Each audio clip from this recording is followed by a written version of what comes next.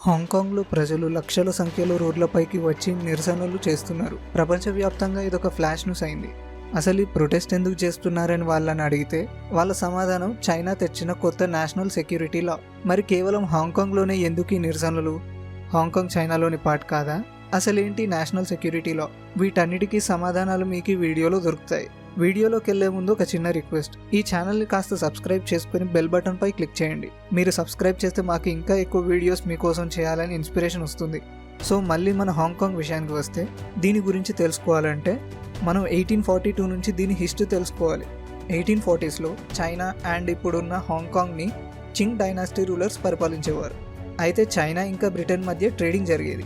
China ఏమో బ్రిటన్కి tea, silk లాంటివి export చేసేది. బ్రిటన్ ఏమో చైనాకి సిల్వర్ ఎక్స్పోర్ట్ చేసేది. ఆ టైంలో బ్రిటిషర్స్కి టీ బాగా అలవాటైంది. దాంతో చైనా నుంచి టీ ఎక్స్పోర్టింగ్ కూడా పెరిగింది. సో చైనా ఈ ట్రేడింగ్లో ఎక్కువ లాభం పొందసాగింది. బ్రిటన్ ఏదో విధంగా ఎక్కువ ప్రాఫిట్స్ పొందాలనుకుంది. లీగల్గా బిజినెస్ చేస్తే లాభం లేదని ఇల్లీగల్గా చైనాతో బిజినెస్ చేద్దామని బ్రిటన్ ఫిక్స్ అయింది.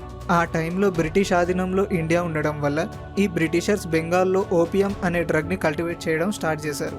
ఈ ఓపియం డ్రగ్ని బెంగాల్ నుంచి చైనాకి కొన్ని బాక్సెస్లో బ్రిటిష్ షిప్స్ ఎక్స్పోర్ట్ చేసేవి. మెల్లమెల్లగా ఈ ఓపియం బాక్సెస్ని బ్రిటన్ పెంచింది. 2000 నుంచి 20,000 బాక్సెస్ వరకు పెంచింది. చైనాలో ఈ ఓపియం డ్రగ్కి చాలామంది బానిసలుగా మారారు. ఈ ఇల్లీగల్ డ్రగ్ ఇంపోర్ట్కి ఫుల్ స్టాప్ పెట్టాలని చింగ్ డైనాసిటీ రూలర్స్ ఫిక్స్ అయ్యారు. బ్రిటన్ షిప్స్ చైనాలోకి ఎంటర్ అవ్వకుండా ఆపారు. ఫుల్ చెకింగ్ తర్వాతనే లీగల్ షిప్స్ని మాత్రమే చైనాలోకి అలో చేసేవారు. ఇంకా బ్రిటిషర్స్కి కోపం వచ్చింది. ఓపెన్ ట్రేడింగ్కి చైనా విరుద్ధంగా పనిచేస్తుందని, ఇలా చేస్తే ఊరుకోమని బ్రిటన్ వార్నింగ్ ఇచ్చింది. వాళ్ళ ప్రజల హెల్త్ ముఖ్యం కాబట్టి ఓపియం షిప్స్ని అలో చేయలేదు. అప్పుడు బ్రిటన్ చైనాపై యుద్ధం ప్రకటించింది. దీనినే ఫస్ట్ ఓపియం వార్ అని అంటారు. ఇది 1842లో జరిగింది. కానీ బ్రిటన్ టెక్నికల్గా చాలా అడ్వాన్స్డ్ స్టేజ్లో ఉండింది. సో ఈ ఫస్ట్ ఓపియం వార్లో చైనా ఓడిపోయింది. చైనాతో కొన్ని బిజినెస్ అగ్రిమెంట్స్ని బ్రిటన్ ఈ యుద్ధం తర్వాత చేసుకుంది. హాంకాంగ్ని బ్రిటన్ ఆధీనంలో ఉంచుకుంటామని బ్రిటన్ చెప్పింది.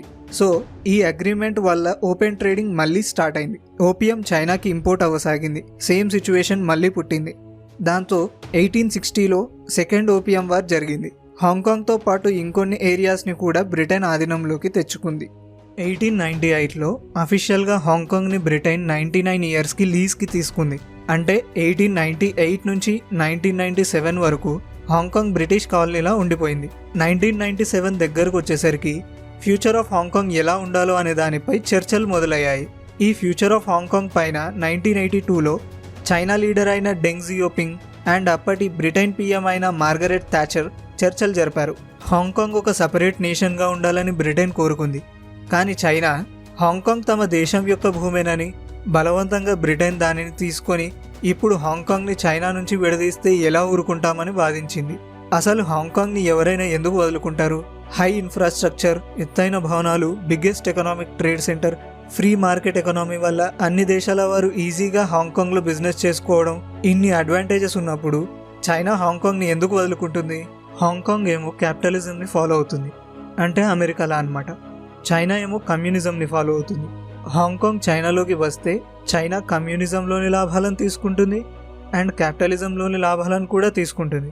హాంకాంగ్ సపరేట్ నేషన్గా ఉండాలనే బ్రిటన్, లేదు మా దేశంలో హాంకాంగ్ ఉంటుందనే చైనా. ఇద్దరి వాదనలు రెండు ఎక్స్ట్రీమ్సే. ఈ ఇష్యూ రిజాల్వ్ అవ్వాలంటే ఈ రెండు ఎక్స్ట్రీమ్స్ మధ్యలో ఉండేలా డిసిషన్ తీసుకోవాలి.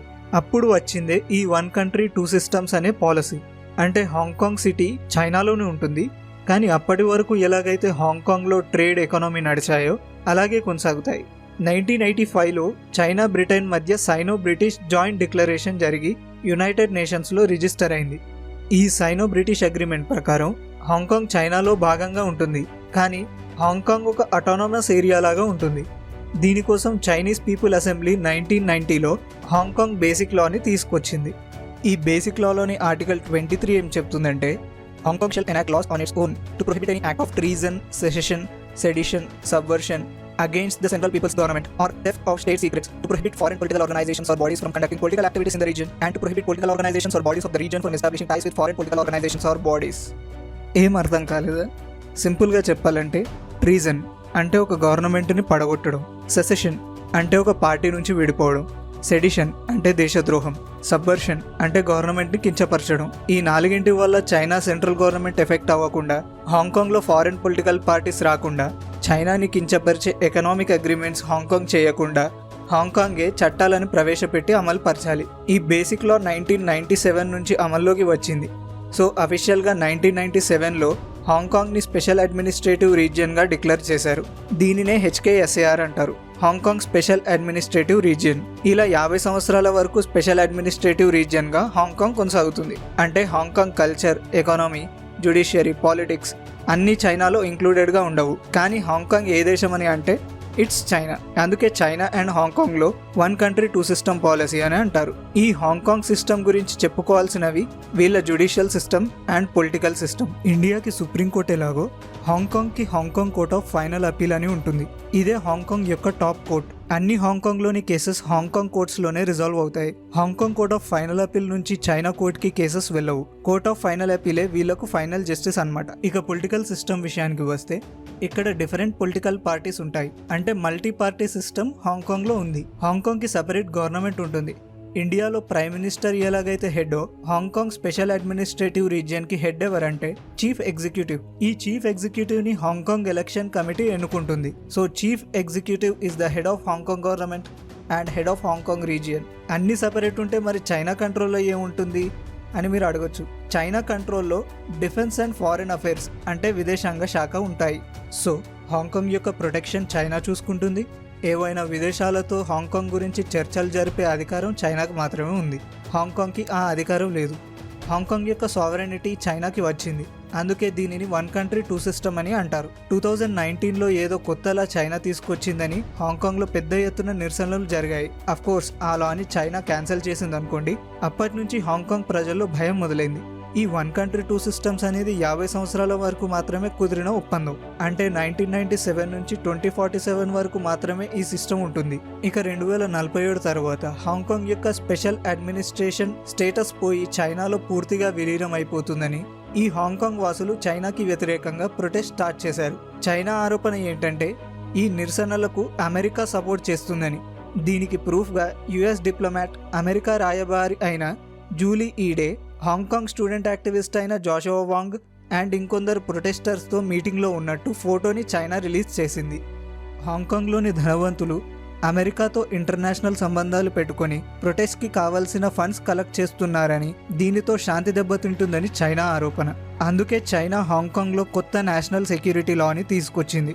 ఈ కొత్త నేషనల్ సెక్యూరిటీ లా ఏం చెప్తుందంటే టెర్రరిస్ట్ యాక్టివిటీస్ కానీ, ఏదైనా ఫారిన్ కంట్రీతో టైఅప్ అవ్వడం కానీ చైనా యొక్క నేషనల్ సెక్యూరిటీని దెబ్బతీసేలా ఉంటే వాటిపై క్రిమినల్ యాక్షన్ తీసుకోవడం జరుగుతుంది. మీకు ఒక డౌట్ రావచ్చు, బేసిక్ లాలో దీని గురించి ఆల్రెడీ ఉంది కదా, మరి ఈ కొత్త లా ఎందుకు?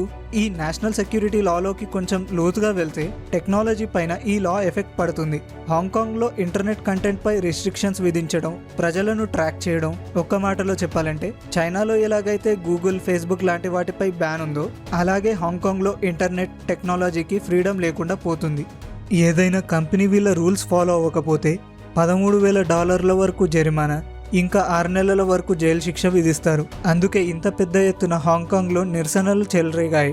మనం స్టార్టింగ్లో చూసినట్టు బేసిక్ లాలోని ఆర్టికల్ 23 ఏం చెప్తుందంటే చైనా గవర్నమెంట్కి ఆపద కలిగించే వాటిపై చట్టాలు చేయాల్సింది హాంకాంగ్. కానీ ఈ నేషనల్ సెక్యూరిటీ లాని చేసింది China without involvement of Hong Kong. మరి అలా ఎలా చట్టాన్ని చైనా ప్రవేశపెడుతుంది అని మీరు అడిగితే బేసిక్ లాలోని ఆర్టికల్ 18 ప్రకారం ఏవైనా యాక్షన్స్ వల్ల చైనా నేషనల్ సెక్యూరిటీ దెబ్బతినే పరిస్థితి వస్తే, ఒకవేళ హాంకాంగ్ గవర్నమెంట్ దాన్ని కంట్రోల్ చేసే స్థితిలో లేనప్పుడు చైనా ఇంటర్ఫియర్ అయ్యి చట్టాలను చేయవచ్చని చెబుతుంది. 2020లో జరుగుతున్న నిరసనలకు కారణం ఈ నేషనల్ సెక్యూరిటీ లా. దీనికి సొల్యూషన్ ఉందా లేదా అని మీరు అడిగితే సొల్యూషన్ ఖచ్చితంగా ఉంది. 1997 నుంచి 2010-2015 టైం పీరియడ్లో అంతా బాగానే ఉంది కదా. మరి అలాగే 1 కంట్రీ 2 సిస్టమ్ పాలసీని కొనసాగిస్తే ఏ ప్రాబ్లం ఉండదు కదా. కానీ 1 కంట్రీ 1 సిస్టమ్ చేయాలని చైనా మొండి పట్టుపడితే మాకు సెపరేట్ కంట్రీ కావాలని హాంకాంగ్ ప్రొటెస్ట్ చేస్తుంది. హాంకాంగ్ ఇట్లా ప్రొటెస్ట్ చేస్తుందని చైనా ఇంకొన్ని చట్టాలు తీసుకొస్తుంది. ఇట్లా చేస్తే సిచ్యువేషన్స్ ఇంకా దారుణంగా తయారవుతాయి కానీ సాల్వ్ అవ్వవు. అందుకే ఇప్పటి వరకు ఎలాగైతే 1 కంట్రీ 2 సిస్టమ్స్తో ఏ గొడవ లేకుండా ఉన్నాయో దాన్ని అలాగే కొనసాగించడం ఒక్కటే దీనికి సొల్యూషన్. ఈ వీడియో కనుక మీకు నచ్చినట్లయితే వీడియోని లైక్ చేసి షేర్ చేయండి. ఇట్లాంటి మరిన్ని వీడియోస్ కోసం ఛానల్ని సబ్స్క్రైబ్ చేసి పక్కనున్న గంటను కొట్టండి.